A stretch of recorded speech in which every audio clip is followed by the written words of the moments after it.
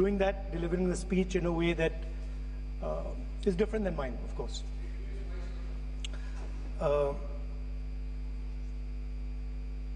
I remember when I was a little boy, I used to be very scared of the darkness. And we used to have this huge dog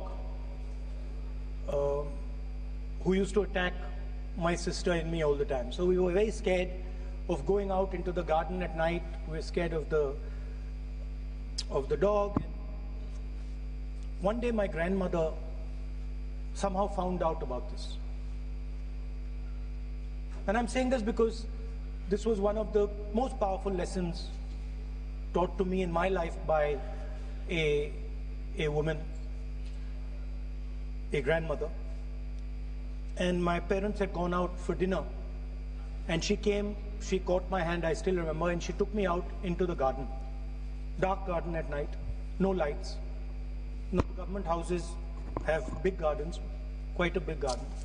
And she took me there and she left me. She said, now you stay here, don't move. And she left. And I watched my grandmother. I remember she was wearing a yellowish sari. I watched her go away. और मेरी मतलब हवा निकल गई कि मतलब आज तो मैं गया. I didn't have the courage to tell my grandmother that, you know, I don't want to stay here, so I stayed. And she went away. She went away probably for 1 or 2 minutes. But for me, it was like 2-3 hours. I was imagining the dog coming to bite me. I was imagining ghosts. I was imagining snakes. I was imagining everything. And then after some time, I remember my legs were even shaking a little bit, and then I saw my grandmother come. And she came and she asked me, so what are you scared of? So I said, you know, Dadi, I'm scared of that dog. I don't know that he might come and bite me. I'm scared of somebody being in the garden that I don't know. I'm scared of bats, I'm scared of snakes, I'm scared of things I can't see. And she says, no, Rahul, you're not scared of all those things. You're not scared of the darkness. You're not scared of the dog. You're not scared of the bats. You're only scared of your mind. You're only scared of your imagination and what you are thinking. And then she said that, you know, you should not be scared of the darkness, because the truth most often is in the darkness. And if you do not have the courage to face your fear, you do not have the courage to go into darkness,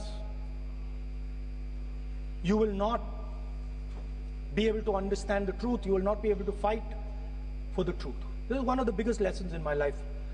I use it, it's a political lesson. I didn't realize then. Now as I get older, I realize it was not only a political lesson, more fundamentally it was a religious lesson. I didn't understand then, and what she was saying to me was that Satyam Shivam Sundaram. That's what she'll say. She said that I want you to be able to go into the darkness. I want you to be able to go where you're scared. And I want you to see what the truth looks like. And later I realized, my God, by taking me into the garden, she was explaining Shiva to me. She was explaining the central tenet of our religion. She was explaining Satya to me, and in many ways she was explaining Ahimsa to me. And she said to me, I remember that, listen, truth is painful sometimes. Don't worry about it. Deal with it. And there are some truths that need to be told here today in this house. The first truth is that this is not a women's bill. This is nothing to do with the empowerment of women. There is a women's bill. It was passed in 2023 in this house itself. And my friends and teachers in the BJP said that it will be implemented in 10 years' time. That is the women's bill. This is an attempt to change the electoral map of India, using and hiding behind India's women. And actually it is a shameful act, because instead of giving them women's reservation, which is very easy to do, and every single opposition person will support it right now, bring that old bill back right now, and we will help you pass it for implementation from this second. Now, that is the women's bill. This is something else. And the truth needs to be told about what this is. There is a central truth in India's history, in India's past and present. And I have become more and more and more aware of this truth. And that is the brutal, cruel, unforgiving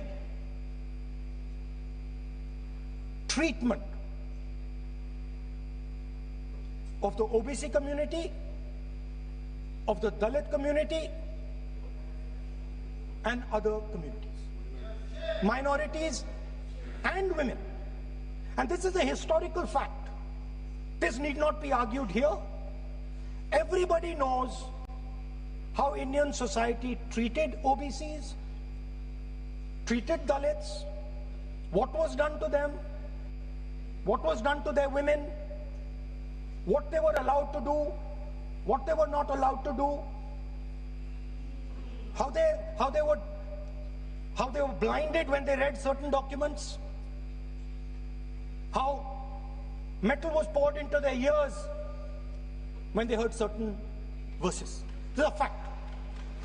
Now, what is being attempted here is a bypass of the caste census. What they are trying to do is they are trying to avoid giving power, giving representation to my OBC brothers and sisters, and to take away power from them. This is the agenda over here. That's the first agenda. Manuvad over Samvidhan. Amit Shah ji says that the caste census has begun. And he repeated twice yesterday, trying to be clever, saying that houses don't have castes. The point is not whether houses have castes or don't have castes. The point is whether the caste census is going to be used for representation in Parliament, Vidhan Sabha, Lok Sabha. And what you're trying to do now is trying to make sure